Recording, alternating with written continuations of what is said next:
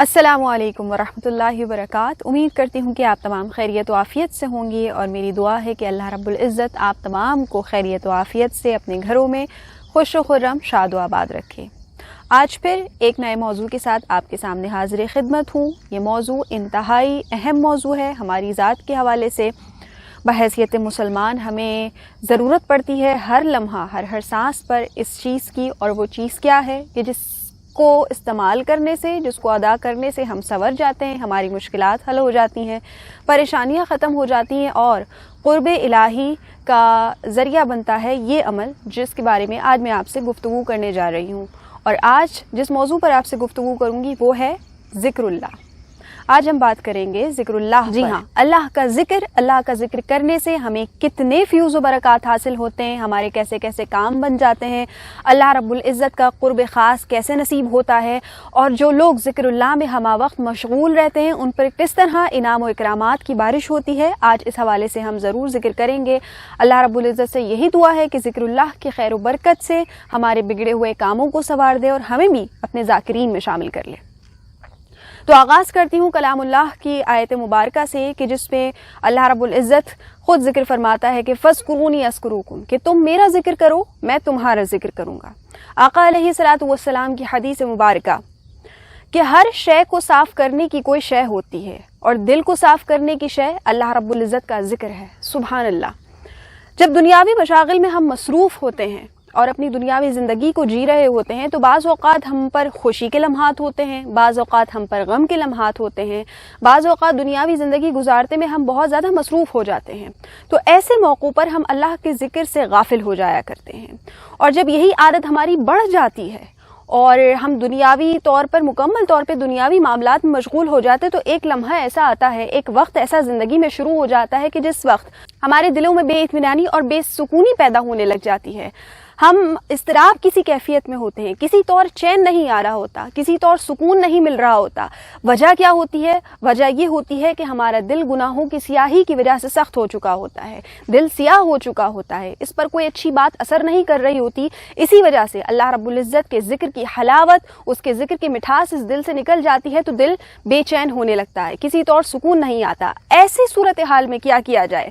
جب اللہ سے سوال کیا جاتا ہے تو اللہ نے اس کا حل کلام اللہ میں بتایا ہوا ہے کہ الا بذکر اللہ تطمئن القلوب، کہ بے شک اللہ کے ذکر سے ہی دلوں کو چین آتا ہے۔ کتنا خوبصورت کلیہ یہ زندگی گزارنے کا اللہ رب العزت نے کلام مجید میں فرما دیا کہ اے میرے بندو، جب دنیاوی زندگی گزارتے ہوئے دنیاوی گناہوں میں، برائیوں میں پڑے پڑے تمہارا دل سخت ہو جائے، تم پریشان ہو جاؤ، جب بے چینی بے اطمینانی کی کیفیت پیدا ہونے لگ جائے، تو میرا ذکر کر لینا، مجھے یاد کر لینا۔ تو کیا ہوگا کہ دل میں جو یہ وسوسے ہیں، دل میں جو پریشانیاں ہیں، جو بے سکونی کی کیفیت ہے، جب تم اللہ رب العزت کا ذکر کرو گے تو اللہ رب العزت کی ذکر کی برکتیں اور رحمتیں تمہارے قلوب میں پنہاں ہونا شروع ہو جائیں گی، اور یہ جو بے چینی اضطراب کی سی کیفیت ہے یہ زائل ہوتی چلی جائے گی، اور تمہارا دل نرم ہوتا چلا جائے گا۔ اللہ کی یاد میں تمہارا دل مزید قریب سے قریب تر ہوتا چلا جائے گا قرب الہی کو پانے کے لیے۔ یہاں کچھ فیوز و برکات، کچھ فوائد میں ان لوگوں کی بھی ذکر کرنا چاہوں گی کہ جو اللہ رب العزت کا بارہا ذکر کرتے ہیں، اور ذکر کرنے سے انہیں کیا کیا اجر و ثواب ملا کرتے ہیں۔ سب سے پہلے تو ہمارے لیے یہ سوچنا ہی بہت مشکل ہو جاتا ہے کہ نماز پنجگانہ پڑھنے کے بعد، تلاوت کلام مجید پڑھنے کے بعد ہمارے پاس وقت ہی نہیں رہتا کہ ہم اللہ کا ذکر کریں۔ تو بڑا آسان طریقہ ہے، احادیث مبارکہ کے ذریعے بھی ہمیں اس بات کی تعلیمات ملتی ہیں، اور اپنے بزرگوں سے بھی ہم نے یہی سیکھا ہے کہ آقا علیہ الصلوۃ والسلام کی حدیث مبارکہ کا مفہوم کہ افضل الذکر لا الہ الا اللہ، سب سے بہتر ذکر لا الہ الا اللہ ہے۔ بہت سارے کلمات ایسے بتا دیے گئے ہیں احادیث مبارکہ کی روشنی میں کہ جن کو ہم ہمہ وقت ورد کر سکتے ہیں۔ درود پاک کی فضیلت آپ کو معلوم ہے، آپ اس کے حوالے سے ویڈیو بھی دیکھ چکے ہیں، بے شمار فیوز و برکات درود پاک پڑھنے کے ہیں۔ استغفار کی کثرت کرنے سے علیحدہ فیوز و برکات ثواب آپ کو ملا کرتے ہیں۔ سبحان اللہ و بحمدہ سبحان اللہ العظیم کی تسبیح پڑھنے سے، اس کا ورد رکھنے سے کہا جاتا ہے کہ یہ تو ملائکہ کا وظیفہ ہے، تو اس کو پڑھنے سے گھر میں خیر و برکت آتی ہے۔ سورہ اخلاص کا ورد کرنے سے ہر قسم کی پریشانیاں، مشکلات اور ایسا کام جو ہمیں ناممکن لگ رہا ہوتا ہے، اللہ رب العزت کے لیے تو کچھ بھی ناممکن نہیں ہے، تو ناممکن شے ممکن ہو جایا کرتی ہے۔ یا ودودو پڑھ لیں یا لطیفو پڑھ لیں۔ الغرض کہنے کا مقصد یہ ہے کہ اللہ رب العزت کو جس نام سے چاہیں اس کے اسماء گرامی میں سے آپ پکارنا تو شروع کریں، دیکھیں آپ کے دلوں میں کیسا اطمینان آتا ہے، کتنا سکون ملتا ہے۔ اور کتنی آپ کی دنیاوی مشکلات جو ہے وہ آسان ہوتی چلی جاتی ہیں. نہ صرف دنیاوی بلکہ یہی ذکر اللہ ہمارے لیے آخرت میں داخل جنت ہونے کا بھی ذریعہ بنے گا.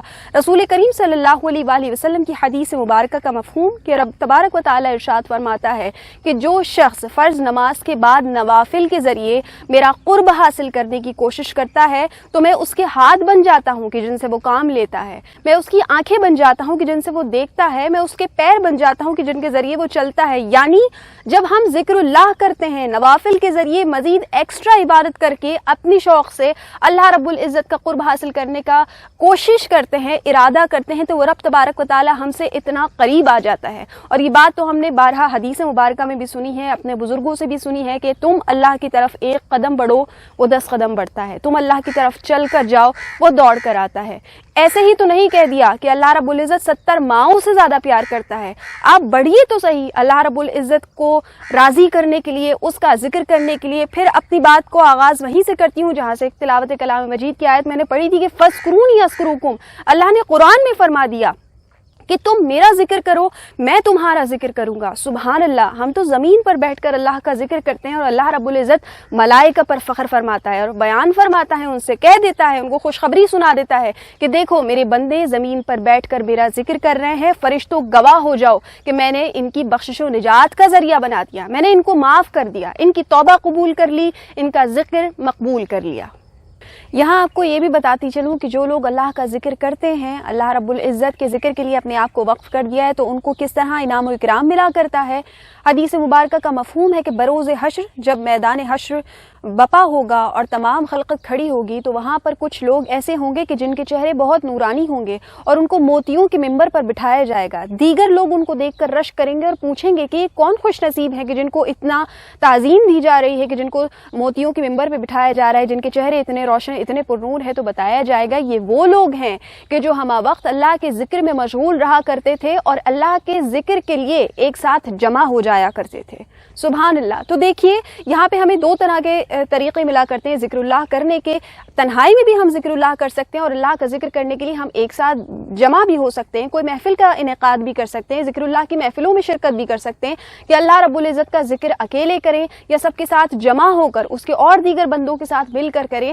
اجر و ثواب ہر حال میں ملے گا.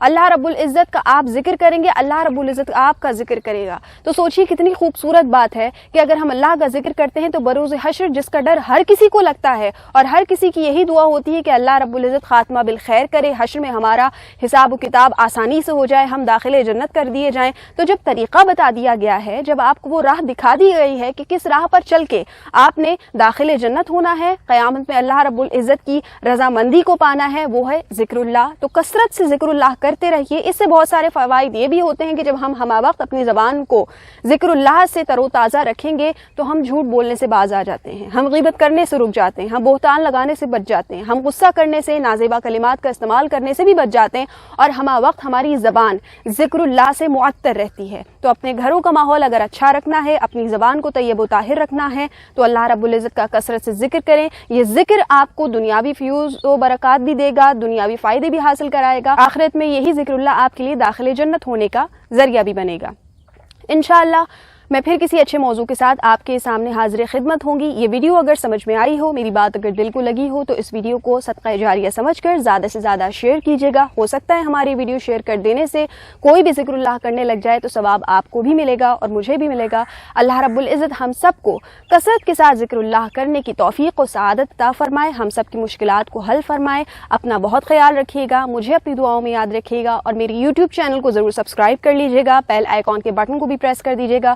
میں انشاءاللہ پھر کسی اچھے موضوع کے ساتھ آپ کے سامنے حاضر خدمت ہوں گی. تب تک اپنا بہت خیال رکھیے. مجھے دیجیے اجازت. فی امان اللہ.